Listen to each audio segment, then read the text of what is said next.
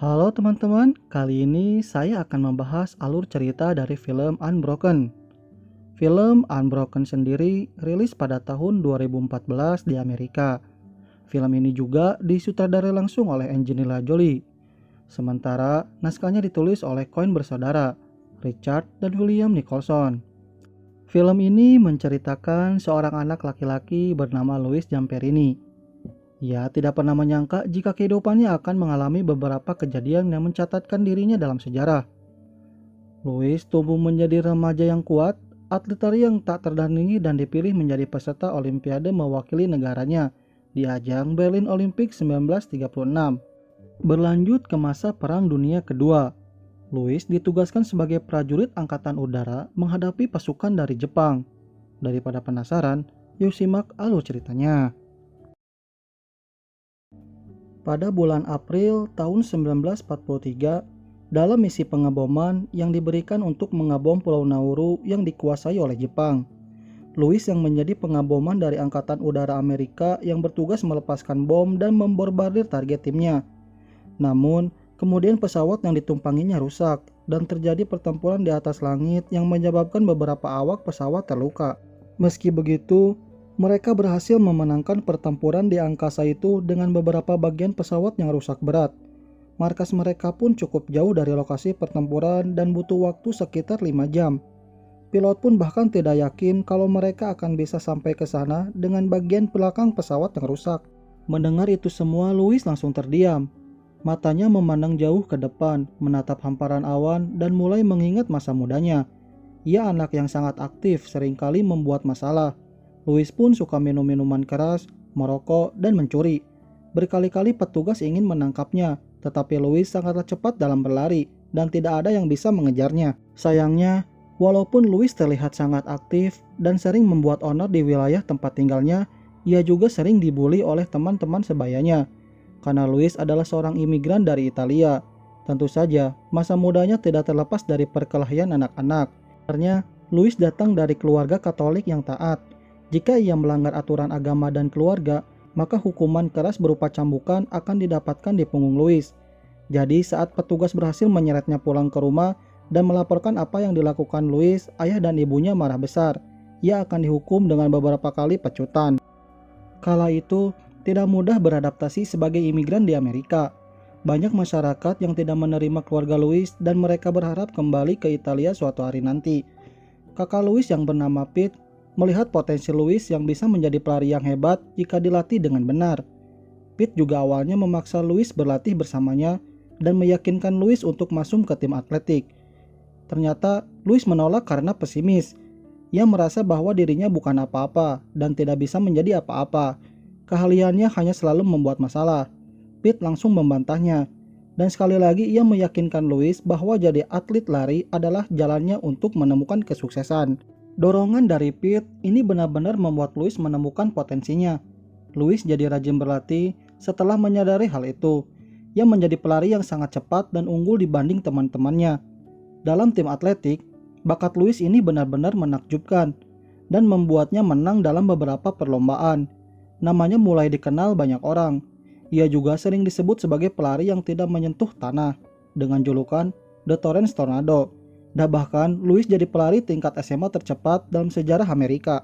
Semua kemenangannya mengantarkan Louis ke tingkat Summer Olimpiade pada tahun 1936 mewakili Amerika Serikat.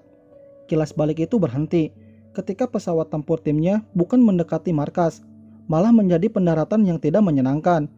Karena pesawat itu tanpa rem dan pilot pun mengambil resiko meskipun roda pesawatnya telah meledak. Detik-detik pendaratan yang menegangkan dengan pesawat yang berhenti di ujung landasan. Selama berada dalam peperangan, Louis masih rajin untuk berlatih lari. Ia berharap jika perang usai, dirinya ingin bisa kembali lagi mengikuti berbagai kejuaraan atletik, bahkan olimpiade. Setidaknya, latihan itu bisa menjadi penghibur di sela-sela misinya yang terus berdatangan. Tepat setelah selesai berlari, teman-temannya menyusul dan mengatakan kalau mereka ditugaskan dalam misi penyelamatan tim B-24 yang kemungkinan bisa terdampar. Dengan beberapa kru baru, Louis dan temannya mengambil beberapa spare part untuk suku cadang pesawat yang rusak. Tim Louis langsung berangkat mencari tim B-24. Namun, di tengah pencarian tersebut, satu mesin pesawat mereka mati dan menyebabkan pesawat jatuh menghantam laut. Di tengah situasi mencekam itu, Louis kembali teringat masa lalunya saat mengikuti Olimpiade di cabang lari jarak jauh. Di 7 putaran tersebut, posisi Louis berada di paling belakang, yang membuat keluarga sangat cemas mendengar pergerakannya lewat radio. Namun tanpa diduga, saat putaran terakhir pertandingan, Louis menyusul ketertinggalannya dan terus berlari dengan cepat sampai finish, dan memecahkan rekor pelari tercepat pada saat itu. Kilas balik ingatannya berhenti dengan terjatuhnya pesawat ke dalam laut. Hantamannya cukup keras, membuat pesawat menjadi terbelah dua. Louis tersangkut di besi dan hampir tidak bisa keluar dari rangka pesawat. Dari kecelakaan itu, hanya 3 yang selamat termasuk Louis. Rekan-rekannya yang lain tidak terlihat muncul ke permukaan dan dipastikan tewas. Phil sangat terluka, dan Max mulai cemas kalau mereka akan mati di tengah lautan itu tanpa ada yang mengetahuinya. Persediaan logistik mereka pun sangat terbatas. Louis pun tahu kalau mereka tidak segera diselamatkan, maka mereka akan mati. Louis hanya mencoba optimis dan agar tidak memperburuk keadaan. Keesokan harinya, ada pesawat yang lewat di dekat mereka. Max dan Louis berusaha memanggil dan memberi tanda, namun pesawat itu pergi begitu saja. Situasi lebih parah lagi ketika Max kedapatan memakan semua persediaan makanan. Bahkan hingga hari ketiga pun mereka belum ada yang menyelamatkan. 2 perahu kecil mereka terombang-ambing di lautan lepas. Mereka mulai dehidrasi dan kelaparan. Mereka mencoba memakan burung yang kebetulan hinggap di perahu mereka, namun berakhir dengan muntah-muntah. Belum putus asa, mereka mencoba menangkap ikan. Phil berhasil mendapatkannya dan mereka memakan seekor ikan yang mentah itu bersama-sama. Lalu, mereka mendengar Phil bercerita tentang kelompok yang terdampar di laut. Mereka bertahan selama 24 hari dengan selamat, namun kebanyakan dari mereka gila. Untuk menjaga kewarasan mereka sepakat tetap bicara satu sama lain dan mengobrol seperti biasanya. Hingga pada akhirnya, mereka telah sampai di hari ke-12 dengan kondisi masih tanpa bantuan. Max mulai putus asa dan kehilangan harapan hidup.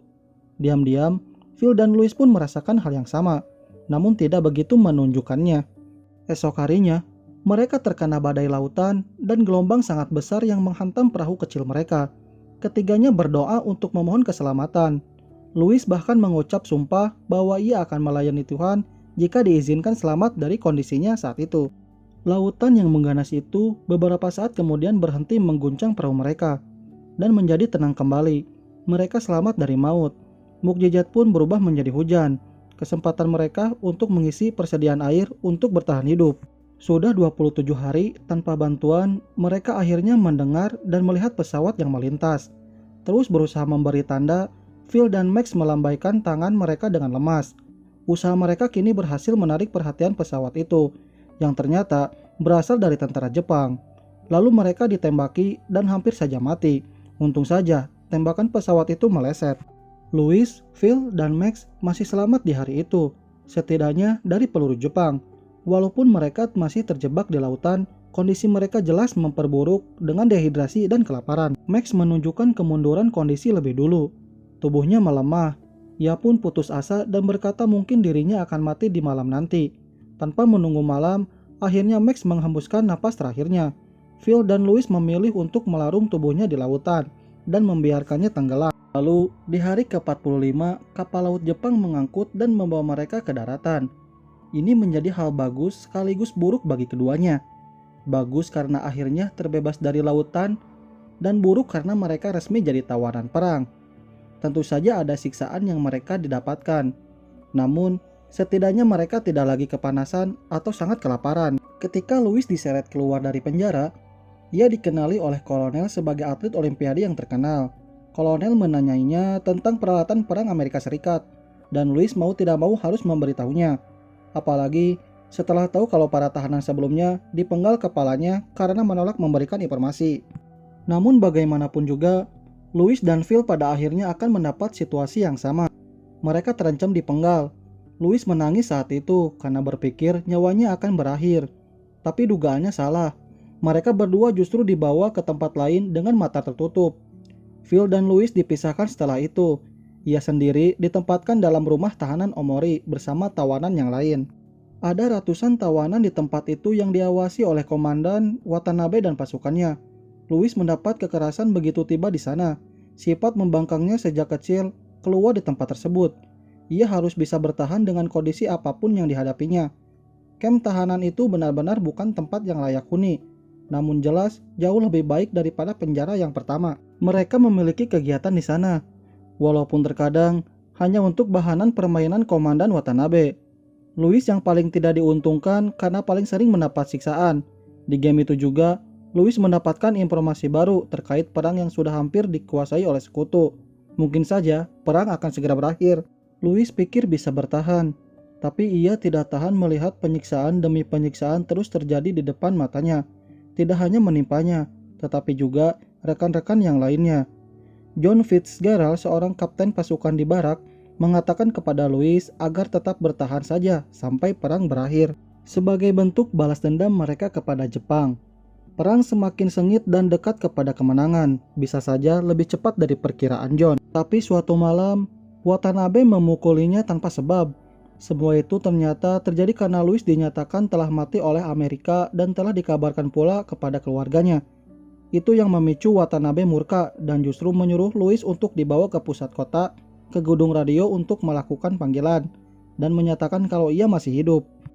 Tentu saja Louis harus mau melakukannya demi menghindari hukuman dari Watanabe, dan untuk memastikan keluarganya tahu bahwa ia masih hidup. Hari ini jadi hari spesial. Akhirnya Louis punya kesempatan makan enak dan keluar dari camp untuk sementara waktu. Tapi selanjutnya, ia hendak dijadikan boneka Jepang untuk menyampaikan berita-berita tidak benar mengenai Amerika. Louis diminta menjadi pengkhianat. Hatinya bimbang, namun dia tidak ingin melakukannya dan berkhianat pada prinsipnya. Maka, Louis jelas memilih kembali ke tahanan dan kembali mendapat siksaan dari Watanabe, yang menjadi semakin kejam padanya karena menolak berkhianat pada Amerika. Setiap tahanan di kampnya harus memukuli wajah Louis. Hukuman itu berlangsung sepanjang hari tanpa Louis minta berhenti, ia tetap bertahan. Hari-hari berikutnya, situasi tidak banyak yang berubah walaupun musim telah berganti. Ketika para tentara membuat pertunjukan opera, Watanabe duduk di samping Louis, berkata kalau dirinya mendapatkan promosi jabatan dan tidak akan berada di camp itu lagi. Esoknya, Watanabe memang benar-benar pergi dari camp. Malamnya alarm perang. Terdengar ledakan berada tidak jauh dari camp, beberapa sisi camp terbakar. Sekutu sudah menyerang wilayah itu dan kemungkinan akan mendudukinya. Berita buruknya adalah, kalau sekutu menang para tawanan perang akan dibunuh. Setelah serangan semalam, para tawanan dipindahkan ke camp baru dengan berjalan kaki. Sepanjang perjalanan, Louis melihat para korban perang, warga sipil yang daerahnya berada di sekitar Omori. Setelahnya, tawanan-tawanan itu dipindahkan lebih jauh menggunakan kereta ke wilayah pegunungan. Para tawanan di sana diminta mengangkut batu bara. Semuanya hitam legam tanpa bisa dibedakan. Camp itu bernama Noetsu, dan di tempat itu Louis kembali bertemu dengan Watanabe dengan pangkat barunya. Di camp tersebut, pekerjaan mereka jauh lebih berat dan benar-benar menguras tenaga. Berhari-hari mereka melakukan pekerjaan itu sampai ada kabar kalau Presiden Franklin Roosevelt meninggal dunia. Sebuah kabar duka yang jelas tidak mereka nantikan sebagai tawanan. Kondisi kesehatan Louis memburuk. Kakinya cedera setelah terjatuh akibat didorong petugas. Gerakannya pun tentu jadi jauh lebih lambat. Watanabe terus menambah siksaannya. Ia diminta mengangkat sebuah balok kayu dengan ancaman jika terlepas maka akan ditembak tepat di dadanya. Beberapa jam ia menanggung beban semua. Tawanan terus memperhatikannya dan berhenti dengan kegiatan mereka. Tidak ada keinginan untuk menyerah, Louis justru makin meninggikan papan yang diangkatnya seolah menantang Watanabe. Ia dipukul dan ditendangi karena hal itu sampai kesadarannya hilang. Beberapa hari berlalu dan kabar perang berakhir pun tiba. Para tahanan diundang untuk mandi bersama di sungai, yang diyakini sebagai upaya genosida terakhir yang dilakukan tentara Jepang terhadap tawanan perangnya. Mereka semua digiring pergi ke sungai yang dimaksud dan ternyata pesawat Amerika sudah bersiap menjemput mereka semua, dan film pun selesai. Nah, itu dia alur cerita dari film Unbroken. Semoga kalian yang menonton alur cerita ini dapat memahami isi yang ada di dalam video ini. Mohon maaf bila masih banyak kata-kata salah dalam penyampaiannya. Jika kalian merasa terhibur dengan video ini, mohon bantuannya ya guys, dengan cara subscribe, like, dan komen. Akhir kata dari saya, terima kasih. Sampai jumpa di video selanjutnya.